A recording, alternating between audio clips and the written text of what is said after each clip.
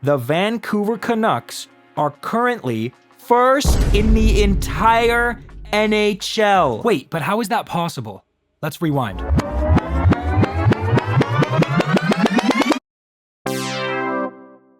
All right, 2 more games to talk about. First up, Game 33 against the Nashville Predators, who have quietly been the best team in the league for the past month. It started with Nils Höglander taking a penalty for slashing Ryan McDonough. It's funny, Big Hog actually broke his own stick on this play, but for some reason he complained to the ref, which I think led to the call being made. He kind of called a penalty on himself, to be honest. But it'd be all right because Casey DeSmith started in net and picked up right where he left off, making a few nice saves to fend off the Predators' power play long enough for Dakota Joshua to draw a penalty and end it entirely. Actually, Joshua was right back at it a few minutes later. In the middle of an offensive zone push from Nashville, he donated his stick to Filip Hronek, who had just lost his in the corner, and then, while stickless, managed to demolish Philip Tomasino into the boards, alleviating the pressure in the process. DeSmith made another save, Quinn Hughes turned a pair of ankles into dust, Pius Suter dove out and made a wonderful defensive play to keep the score 0-0. Then, Elias Pettersson reminded us why he's one of the best players in the world when he scored his 13th goal of the season to put the Canucks up 1-0. What a shot! Look how he changed the angle right before shooting it mid-stride, placing it perfectly right above the pad and just under the blocker. He made it look easy, but that was a fantastic goal, and it all started thanks to a great defensive play from Noah Juuse knocking Cole Smith off the puck, allowing Pius Suter and Ilya Mikheyev to move it up ice towards Pettersson. 1-0 Canucks. And the ball comes right in front. Oman scores! Oh right, then Nils Oman scored 31 seconds later for his first of the season. 2-0 Canucks. Then, in the last minute of the first period, Jeremy Lauzon threw a big clean hit on Connor Garland, which prompted Dakota Joshua to challenge him to a fight, but Lauzon wasn't interested. And that should have been the end of it, but for some reason, Michael McCarron came out of nowhere wanting to fight, but Joshua was like, dude, what are you doing? This has nothing to do with you, which clearly made McCarron mad because he went on to throw a massive temper tantrum, getting himself kicked out of the game, giving the Canucks their second power play of the night. I love how calm Dakota Joshua stayed throughout that whole encounter. Also, while all of that was happening, Philip Tomasino was in the middle of a breakaway, but of course, Casey DeSmith stopped him. But again, right at the start of the second period, the Canucks gave up another breakaway, but this time it was Tyler Myers making an impressive defensive play, shutting down the scoring chance without taking a penalty. In fact, the Predators were playing a lot better in the second period and were really starting to pour it on, but Casey DeSmith was stopping everything. This is our backup goalie, guys. However, after 15 minutes of trying, Nashville finally managed to get one past DeSmith thanks to a clever shot by Jeremy Lauzon of all people, and at that point it was a 1-goal game and the Nashville crowd was back into it. I guess this is the Predators team Canucks fans were being warned about for the days leading up to this game. 12 seconds later. There's a long shot. Tipped in! Nils Höglander with the deflection of the Quinn Hughes point shot. Nils Big Hog Höglander! That's right, Big Hog scored his 10th of the season 15 seconds after the Predators finally managed to squeak one past DeSmith. 3-1 Canucks, but don't count the Predators out yet. A few moments later. Picking up a loose puck. Drop pass. McCann is behind him. Throws it, it's in! Interesting. The Canucks scored again 45 seconds later, but this time it was Pius Suter.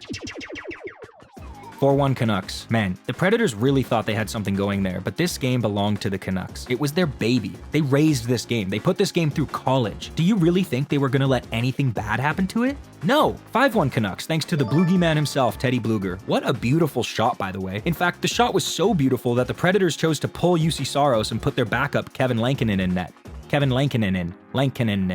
They put Kevin Lankinen in net. Saros wasn't happy. Wait, rewind. Look at his form. He threw his stick like a javelin. It's actually quite nice. He did end up calming down though. He came back to the bench just in time for him to see Luke Evangelista get absolutely plastered by Nikita Zadorov. And he sat there quietly for the rest of the night as he watched his team try their absolute hardest to pull themselves back into the game, but they just couldn't beat Casey DeSmith. And as the camera panned to one of the masterminds behind this current Canucks team, general manager Patrick Alvin, all I could think to myself was, man, we're back, baby. The Predators managed to get one more goal past Casey DeSmith, but with 12 seconds left, the game was already over. Here's what Canucks coach Rick Tocchet said about his team's performance. For the most part, we were really good tonight. Going into this game, I was actually planning on starting a new segment where I name a player of the game, but this was such a solid team effort, I don't know who I'd even give it to. However, I did manage to narrow it down to 5 players, so I put up a poll on the channel for you guys to decide, and you chose Casey DeSmith. Dick Daigle 383, sorry if I'm mispronouncing that, said, I really like how Big Hog has stepped up this season. I was getting worried about him, but he's a different player this year. Although, for last night's game, DeSmith kicked ass. I couldn't agree more. DeSmith played amazing. Here's what Coach Tocchet said about him after the game. Patrick made an unreal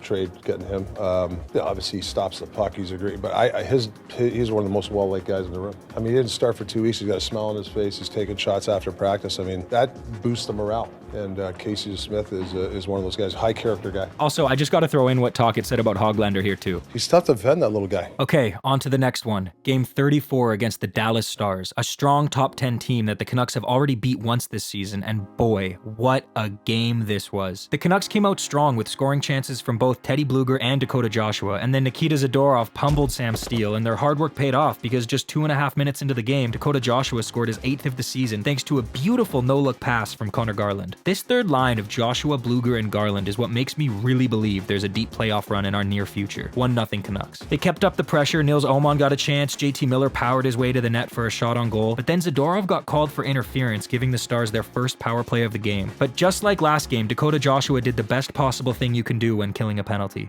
He drew one. I guess scoring shorthanded would also be good, but whatever, you know what I mean. However, the Stars managed to tie it up with what was honestly a very pretty goal from Matt Duchene and Tyler Seguin. 1-1. Demko was on the ball as usual, keeping Dallas scoring chances out of the net, but they're a good team, and if they're given enough chances, they will end up scoring, no matter who's in net. And if we fast forward to the second period, that's exactly what they did. Roope Hintz scored his 11th of the season to make it 2-1 for the Stars. And then this happened. Mason Marchment stuck his elbow out on JT Miller. I can already see the comments calling me soft, but every hockey player and every hockey fan knows that this is the exact type of blindside hit that the league took out of the game years ago. It's ended careers before. It's not about Miller having to keep his head up. He was shooting the puck with his head focused on the net. And guess what? There was no penalty on the play. Luckily, Miller wasn't hurt, so I'm gonna chill out about this, but don't be surprised if the league fines Marchment for that. Brutal. Anyway, at that point, the Dallas crowd was rowdy, their team was feeling it, and with this being the Canucks' 4th road game in 6 days, you know I never give up on my team, but I wasn't all too optimistic, I'll put it that way. But then, this happened.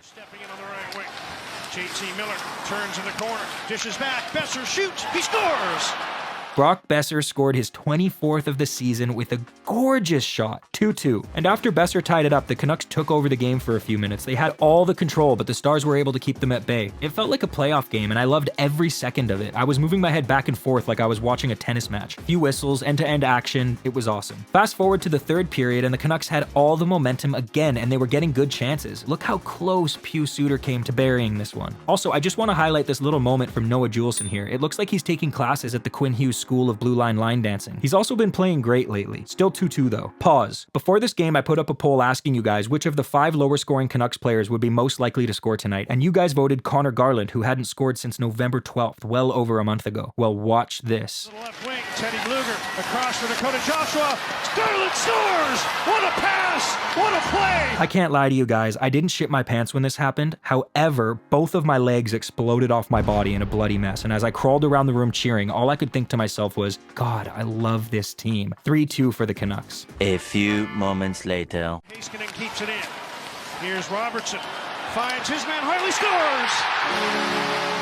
scores! Okay, tie game. Whatever. 3-3 overtime. Now here's the thing about 3-on-3 overtime. Whoever wins the opening faceoff has a significant advantage, and this proved true last night as the Stars were able to start overtime with a full minute of possession. But when Demko was faced with the shot, not only did he save it, but he managed to steer it out of play so the Canucks could have another chance at gaining possession via faceoff. But they lost that one too, and it led to another 45 seconds of possession for Dallas. But this time, when they finally decided to take a shot, Filip Hronek managed to get a stick on it and deflect it out of play, giving the Canucks yet another chance to gain possession via faceoff, but they still couldn't, and that led to yet another 45 seconds of Dallas possession. But watch this, Quinn Hughes had enough and just bullied the puck off Matt Duchene here, and finally, nearly a full 3 minutes into overtime, the Canucks had gained control of the puck. And it turned into what 3-on-3 overtime should be, fast-paced, end-to-end action, multiple possession changes, and then this happened.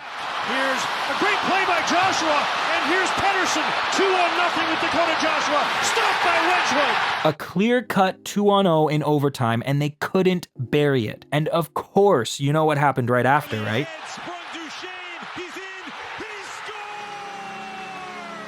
Hey, at least it didn't go to a shootout. What a game. Wait a minute. Vegas lost? So, no, this can't be right. With the point they got against Dallas, the Vancouver Canucks are currently first in the Pacific Division, first in the Western Conference, and first in the entire NHL. Unless you order it by point percentage to account for the different amount of games played by each team, in which case the Canucks would actually be third in the NHL, but they're still first in the Western Conference and ahead of the defending Stanley Cup champions, the Vegas Golden Knights.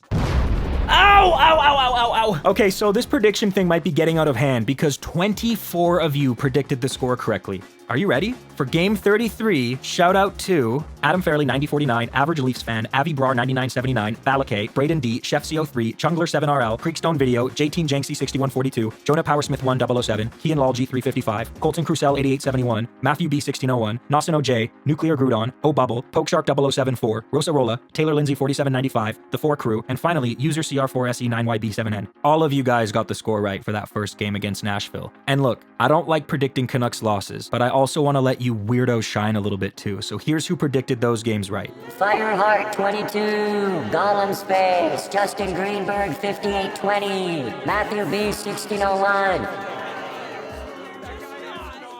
The Canucks play the San Jose Sharks tomorrow night, and it'll be their last game before the 5-day holiday break, meaning if the Canucks can pull out a win tomorrow night, they will be sitting in first place in the entire league nearly halfway through the season. At this point in time, I would like to present to all of you a sad little prediction made by one of the most obnoxiously negative Canucks fans on Twitter. I'm gonna let Drake say what I want to say here. I'll see y'all after Christmas. I hope you all have a wonderful holiday. Thanks again for all of the support. It means the world. Bye. And to the rest of you, the non-believers, the underachievers, the tweet and deleters, you guys make me sick to my stomachs, fam. Honestly, if you guys want to look in my eyes, you guys want to do something? You guys, that's what I thought. No, that's what I thought.